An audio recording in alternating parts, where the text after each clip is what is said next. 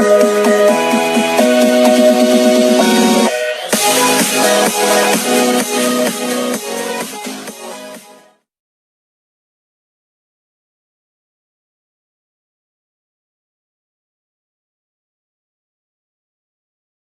Friends, टीके study classes की YouTube channel से मैं तेजकंद शर्मा सभी प्यारे मित्रों का स्वागत करता हूं।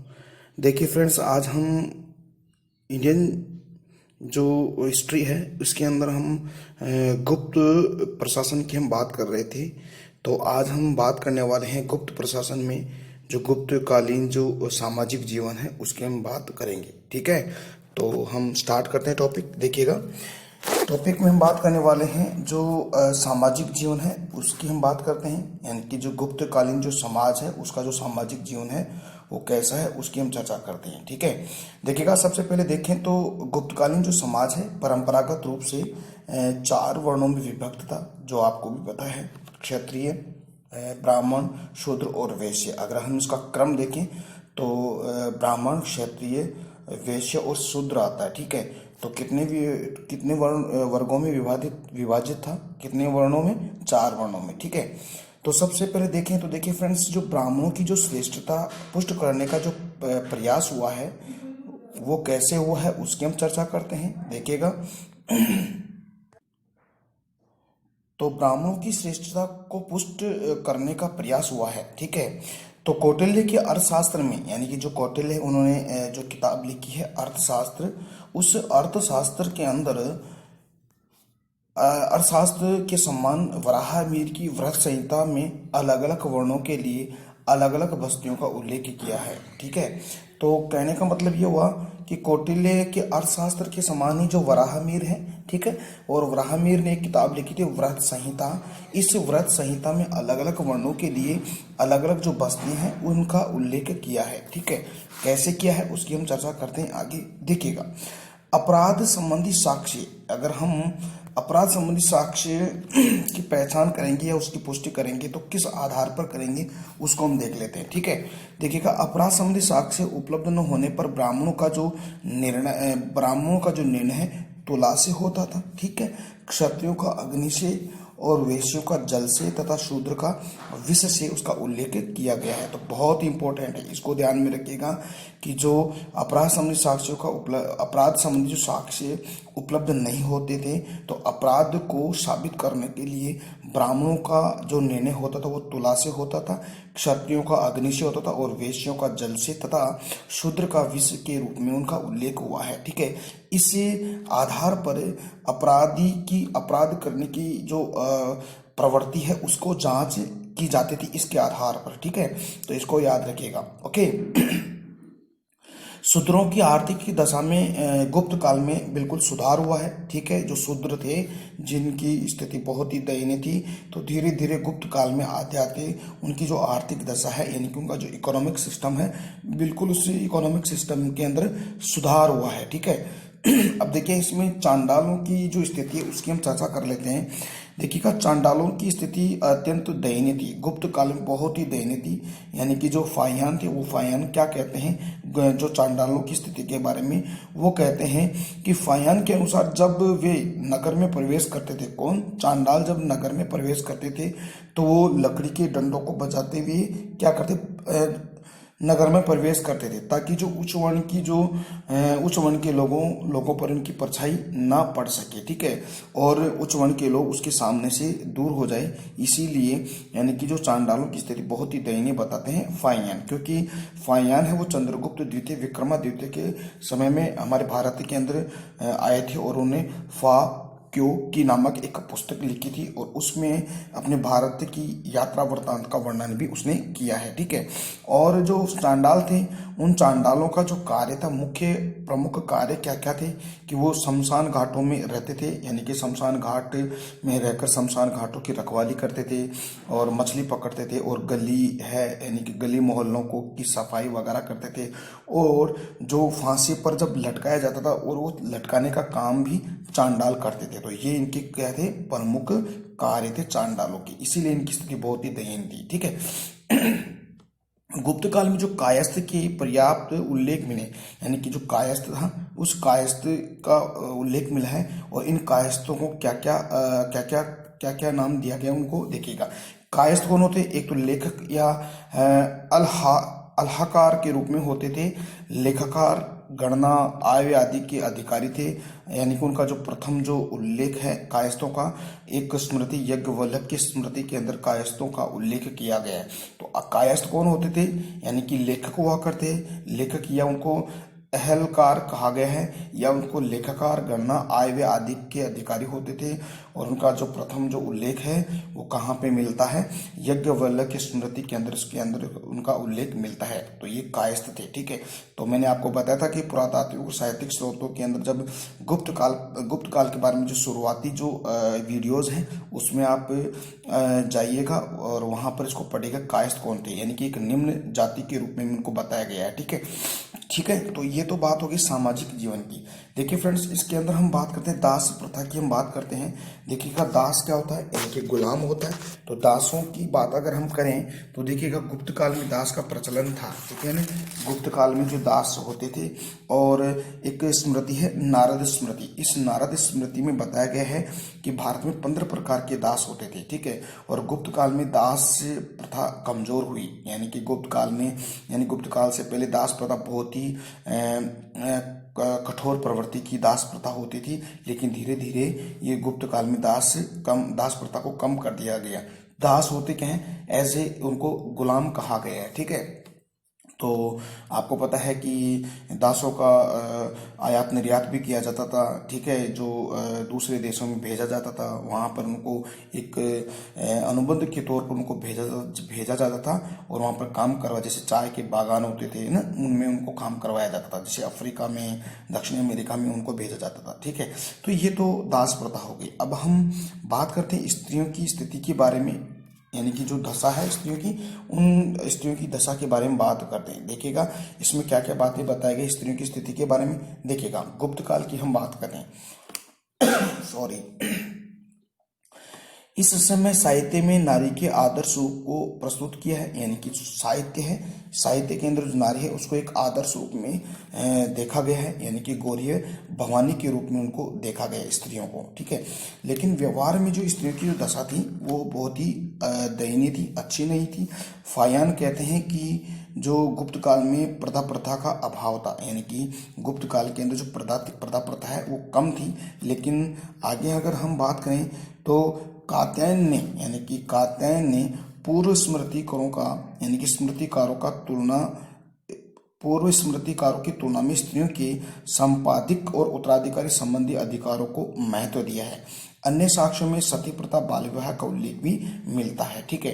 तो इसके हम जो स्त्रियों की दशा है उसकी स्थिति की अगर बात करें तो आपने जो भानुगुप्त का एक अभिलेख है, एरण अभिलेख है, और एरण अभिलेख भारत का एक प्रथम ये अभिलेख है जिसमें सती प्रथा का उल्लेख हुआ है, और ये 510 का है, ठीक है। तो इसमें क्या बताया गया है कि जो एक भानुगुप्त थे, और भानुगुप्त का एक सेनापति था गोपराज, और गोपराज की पत्नी की सती होने का उल्लेख, यानी कि गोपराज की मृत्यु हो जाती है और फिर उस गोपराज की जो पत्नी वो सती हो जाती है। तो भानुगुप्त के एरण अभिलेख से भारत में सती प्रथा का उल्लेख बताया गया। तो हम बात कर रहे हैं स्त्रियों की दशा, इसका मतलब गुप्त काल में सती प्रथा भी थी। ऐसे ही अगर हम देखें फ्रेंड्स, शूद्रक है, शूद्रक ने एक किताब लिखी थी, कौन सी? मृच्छकटिकम, बहुत ही इंपॉर्टेंट है। देखिए फ्रेंड्स, साहित्य के बारे में हम एक अलग से वीडियो अपलोड करेंगे, तो थोड़ा सा आप इंतजार कीजिएगा, ठीक है। सब्र का फल बहुत मीठा होता है, ठीक है। तो देखते हैं शूद्र के अनुसार, यानी शूद्र के एक किताब लिखी मृच्छकटिकम, इससे क्या ज्ञात होता है? इससे यह ज्ञात होता है कि चारुदत्त की मृत्यु का समाचार जानकर जो चारुदत्त की जो पत्नी थी उसका नाम है धूता, ये धूता भी क्या हो जाती है? सती होने के लिए तत्पर, यानी तैयार हो जाती है। तो यहाँ पर भी सती प्रथा का उल्लेख मिलता है।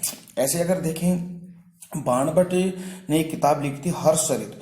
इस बाणभट्ट के हर्षचरित में ज्ञात होता है कि प्रभाकर वर्मन की मृत्यु से पूर्व ही उसकी जो रानी है यशोमती है वो क्या हो जाती है? सती हो जाती है।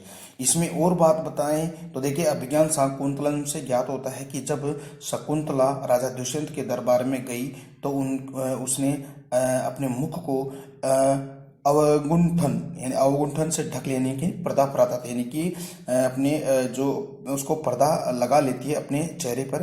तो इसका भी पता चलता है कि स्त्रियों की दशा में गुप्त काल में पर्दा प्रथा का प्रचलन भी था, जिसका सबसे अच्छा उदाहरण है वो अभिज्ञान शाकुंतलम के अंदर। जब शकुंतला है ना राजा दुष्यंत के दरबार में जाती है तो वो अपने मुख को क्या कर लेती है, ढक लेती है। तो इसका मतलब पर्दा प्रथा का उल्लेख मिलता है कहाँ पे, गुप्त काल में। तो स्त्रियों की स्थिति व्यवहार में थोड़ी कमजोर थी, ठीक है। देखते हैं अगर आगे राजश्री है, आपको पता है वर्धन वंश, हम इसके बाद में आगे पढ़ेंगे वर्धन वंश, यानी कि जो प्रभाकर वर्मन है, जो राज्यवर्धन है, ठीक है, और एक राजश्री है, इसके बारे में चर्चा करेंगे, ठीक है। तो राजश्री का जो विवाह है यानी कि कन्नौज के एक राजा थे, कौन, मोखरी शासक ग्रहवर्मा के साथ हुआ था, जो बाल विवाह का प्रथम उल्लेख है। इसका मतलब गुप्त काल के अंदर बाल विवाह का भी उल्लेख मिलता है, जिसका सबसे बेस्ट उदाहरण है यानी कि जो राजश्री है, राजश्री की का विवाह कन्नौज के जो मोखरी शासक है ग्रहवर्मा के साथ तय हुआ, जो भारत का पहला एक बाल विवाह था। ओके, इसमें अगर और देखें तो स्त्रियों की दशा के अंदर तो बाणभट्ट के हर सरित में राजश्री के बारे में कहा गया है कि क्या कहा गया है, अरुणा सुकाव गुंठित मुखी, यानी कि अरुणा सुकाव गुंठित मुखी, इसका अर्थ होता है मुख पर लाल रेशम का पर्दा डाले हुए, ठीक है, कौन, राजश्री। तो इसका मतलब क्या हुआ, इसका मतलब यह हुआ कि पर्दा प्रथा थी, ठीक है। तो ये सारी की सारी बातें हमने फ्रेंड्स कर लिया है कि स्त्रियों की दशा के बारे में। कहने का मतलब है कि जो नारी को आदर्श रूप में प्रस्तुत किया है, दिखाया गया है, यानी कि गौरी और भवानी के रूप में।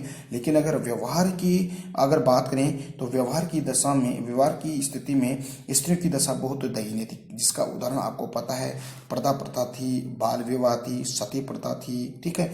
और ये सारी बातें मैंने आपको बताई है और इसका सबका एक एक एग्जाम्पल भी मैंने आपको बता दिया है। तो ठीक है, तो आई होप डियर फ्रेंड्स ये सभी बातें आपको समझ में आ रही है, ठीक है। अब हम बात करते हैं गुप्तकालीन जो धार्मिक स्थिति है उसकी हम चर्चा करते हैं।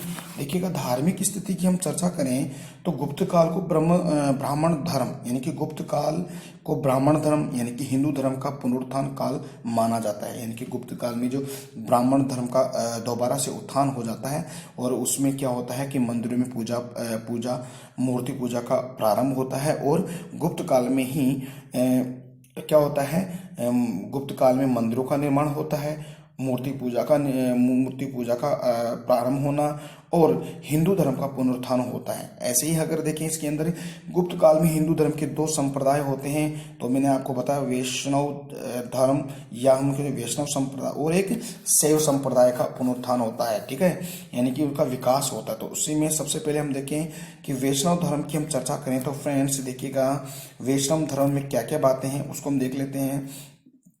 देखिएगा, किस समय गुप्त काल के समय वैष्णव धर्म का विशेष प्रचलन था, यानी कि वैष्णव धर्म अपनी चरमोच्च सीमा पर था।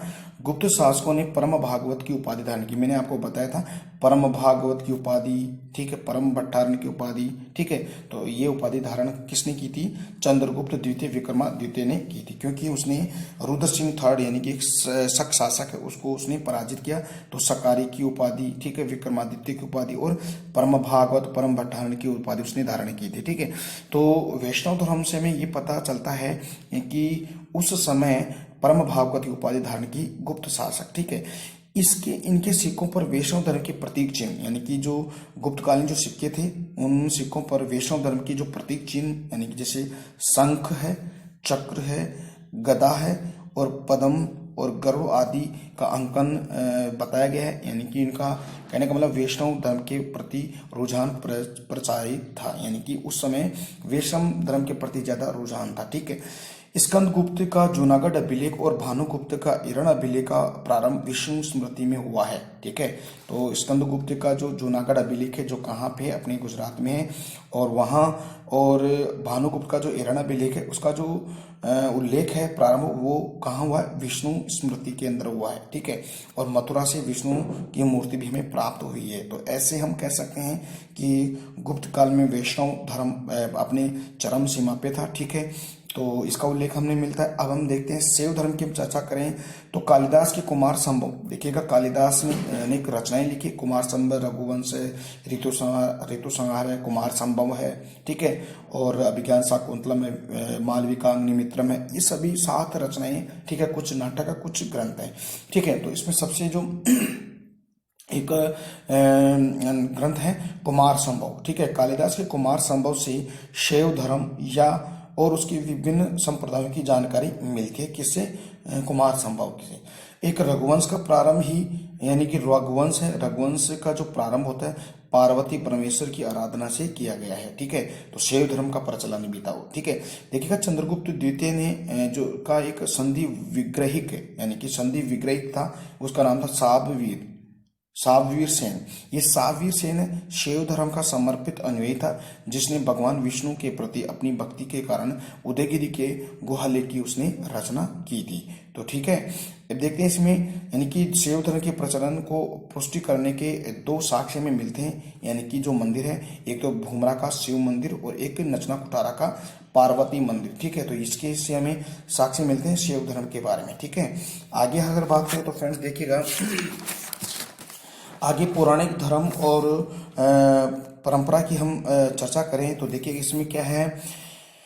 देखिएगा वस्तुतः लोकप्रिय हिंदू धर्म जो आज प्रचलित है उसकी अभिव्यक्ति पुराणों से हुई है, और अधिकांश पुराणों का संकलन गुप्त काल या उसके आसपास किया गया है। यानी कि जो 18 पुराण है उनका जो संकलन है वो गुप्त काल के आसपास ही उनका संकलन हुआ है, ठीक है।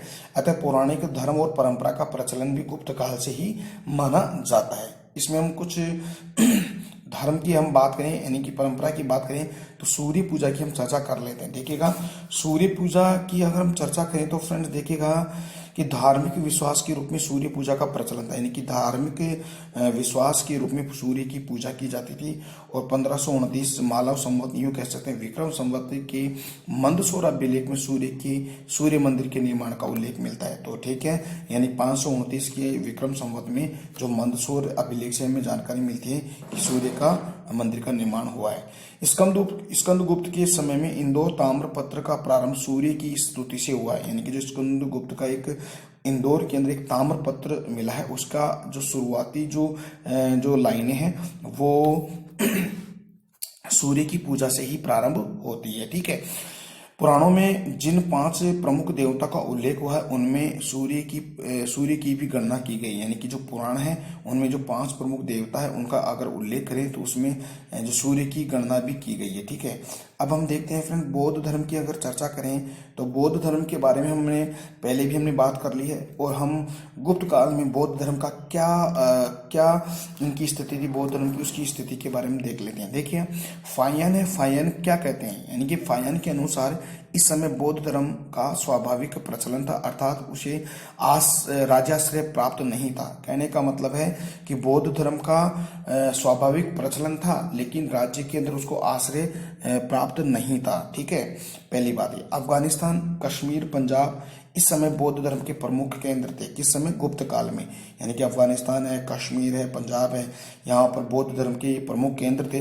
लेकिन अगर भारत की अगर हम चर्चा करें तो भारत के अंदर जो कुछ जनपद है या यूँ कह सकते कुछ ऐसे स्थान है जहाँ पर बौद्ध धर्म प्रचलित, जैसे हम कहें कपिल वस्तु है, बोध गया है, श्रावस्ती है, नागरजी कोंडा में भी बौद्ध धर्म का प्रचलन हुआ है, ठीक है। लेकिन इतना केंद्र नहीं बन पाया, इतना फेमस नहीं बन पाया गुप्त काल के समय बौद्ध धर्म। फिर बाद में की हम चर्चा करें, फिर बाद में धीरे धीरे ये जो बौद्ध धर्म है अपनी विकसित अवस्था में आ गया था, ठीक है। अगर देखिएगा इसमें असंग, सुबद्धु है, दिकनाग है, यानी कि ये दिकनाग को तर्क पुंगव की उपाधि धारण की थी, ठीक है। और एक मैत्रेयनाथ है, गुप्तकालीन मायन बौद्ध शाखा के ये क्या थे? आचार्य थे, ठीक। उस समय गुप्त काल के अंदर इसी समय नालंदा विश्वविद्यालय की स्थापना होती है। गुप्त काल के अंदर जो कुमार गुप्त प्रथम के समय होती है, ठीक है। और गुप्त शासकों का दृष्टिकोण उदार और सहिष्णुतापूर्ण था, ठीक है। जो गुप्त शासक थे वो बहुत ही लिबरल प्रवृत्ति के शासक थे और उन सहिष्णुता का भाव उनके अंदर व्याप्त था, ठीक है। अब हम देखते हैं जैन धर्म की चर्चा करते हैं, इससे पहले और देख लेते हैं। देखिए एक सांची अभिलेख है और सांची अभिलेख से ये ज्ञात होता है कि चंद्रगुप्त द्वितीय के सौम्य अधिकारी आम्रकारदव ने काकनाथवाट में बौद्ध विहार को क्या कर दिया था, दान में दिया गया था। ठीक है, इसको याद रखिए। हम जैन धर्म की चर्चा करते हैं। देखिएगा, जैन धर्म गुप्त काल में जैन धर्म का विशेष प्रचलन नहीं था, यानी कि बौद्ध धर्म तो थोड़ा बहुत विकसित अवस्था में था, लेकिन जैन धर्म का विशेष प्रचलन नहीं था। गुप्त काल में यह व्यापारियों में प्रचलित, और जो जैन धर्म का प्रचलन था वो सिर्फ जो जो मर्चेंट थे, यानी कि जो व्यापारी थे, उनमें ही प्रचलित था। कदम्ब और गंग शासकों ने जैन धर्म को आश्रय दिया, यानी कि अगर हम बात करें दक्षिण भारत के अंदर सबसे पहले जो कदम एक शासक, कदम और गंग शासक, उन्होंने ही जैन धर्म को आश्रय दिया। मथुरा और वल्लभी श्वेतांबर जैन धर्म के केंद्र, और जो मथुरा है और वल्लभी है जो श्वेतांबर जैन धर्म के केंद्र थे। यानी कि आपको पता है कि जैन धर्म को दो भागों में डिवाइड किया गया, एक तो श्वेतांबर और एक दिगंबर। ठीक है, तो जो श्वेतांबर जो संप्रदाय था वह केंद्र था मथुरा और वल्लभी में 513 ईस्वी में जैन सभा हुई थी, जिसका अध्यक्ष कौन था, यानी कि उसके अध्यक्ष था आचार्य देववर्धि गण था। ठीक है, तो हम जैन धर्म के बारे में आपको उस में पढ़ाया था, तो वहां पर आप विजिट कीजिएगा प्लेलिस्ट में, तो आपको अच्छी तरह समझ में आएगा। ओके, देखिए विदिशा से क्या प्राप्त हुआ है, एक चंद्र प्रभु यानी कि 8वें और पुष्पदंत 9वें तीर्थंकरों की मूर्तियां गुप्तकालीन है। इन पर रामगुप्त का उल्लेख हुआ है, यानी कि आपका पता है कि जो चंद्र प्रभु 9वें तीर्थंकर थे, चंद्र प्रभु 8वें तीर्थंकर, पुष्पदंत 9वें तीर्थंकर की मूर्तियां मिली है जो वो गुप्तकालीन है। ठीक है, इन पर रामगुप्त का उल्लेख मिलता है। इसके साथ ही अगर देखिए फ्रेंड्स, जो कहोम अभिलेख के अनुसार, एक कहोम का अभिलेख है, इस अभिलेख के अनुसार स्कंदगुप्त के काल में मद्र नामक व्यक्ति ने 5 तीर्थंकरों की मूर्तियां स्थापित करवाई थी। किसने? मद्र नामक एक व्यक्ति, जिसने 5 तीर्थंकर हैं, उनकी मूर्तियां स्थापित करवाई थी। इसके अलावा देखें, सिद्धसेन दिवाकर, सिद्धसेन गणी, सर्वनंदी एवं उमा स्वाति जैसे जैन आचार्यों ने जैन धर्म से संबंधित सिद्धांतों को तार्किक रूप से प्रस्तुत किया है। ठीक है फ्रेंड्स, तो आज का हमारा टॉपिक यहीं पे एंड होता है। देखिए फ्रेंड्स, आपको ये टॉपिक कैसा लगा? उम्मीद करता हूँ कि अच्छा लगा होगा।